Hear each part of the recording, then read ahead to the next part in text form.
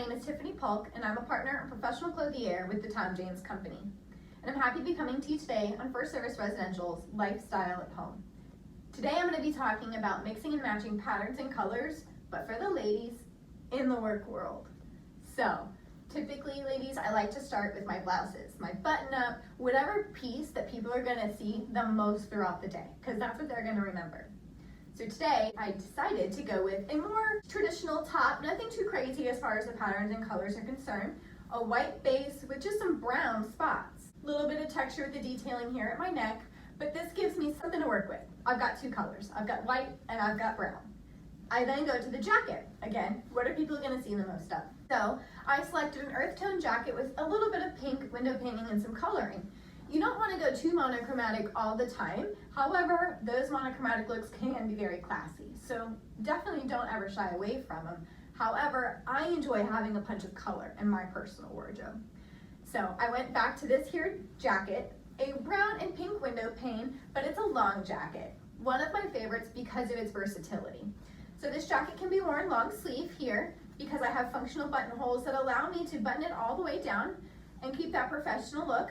Or I can roll it up like I've got my other sleeve here for a more casual, laid-back feel, and it adds additional color to my wardrobe. This jacket also features a center vent here, which allows for comfortability and breathing to be worn buttoned or unbuttoned. Either way, looks great.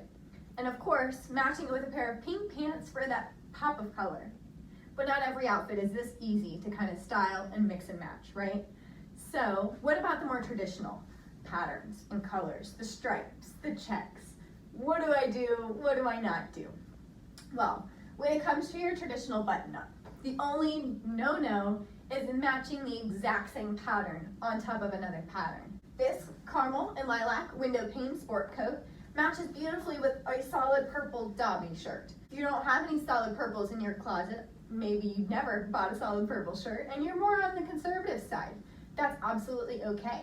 The only color pattern I would steer away from here is something that's in the solid creams, the sand, khaki family, because it would wash you out unless you have a really great tan. I would also avoid bangle stripes and bold plaids with this jacket.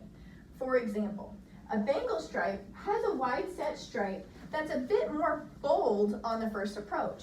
So when you're a bangle stripe like these here in the middle, paired with a jacket that's got patterning that is also bold, it becomes quite a bit busy and a little bit too much for the eye, regardless of the color or patterning. My suggestion, if you still wanted to go with a bold pattern, or bold color, select a subtle pattern. Something like this. This is still a plaid shirt, big window panes, but because it's a pink on pink window pane, it doesn't look that bold and too overwhelming from far away. In fact, the patterns layer quite beautifully. Another option here would be to select a stripe. I'm going to imagine you have something in the blue family in your closet, as that's one of our basic conservative colors, especially in the lighter blues. This particular stripe is blue with purple or lavender running through it. So again, a really great option for this particular sport coat here. You don't have any thick stripes like that. I'm willing to bet you have something more conservative like the pinstripe. Again, another really great classic option, and you're not going to find too many shirts that don't work well with this jacket, even though it's got those purple accents.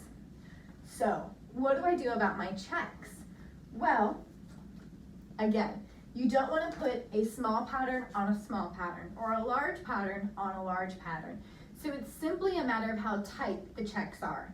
For example, you don't want to put something like this, if this was my shirt, on a jacket that looks like this.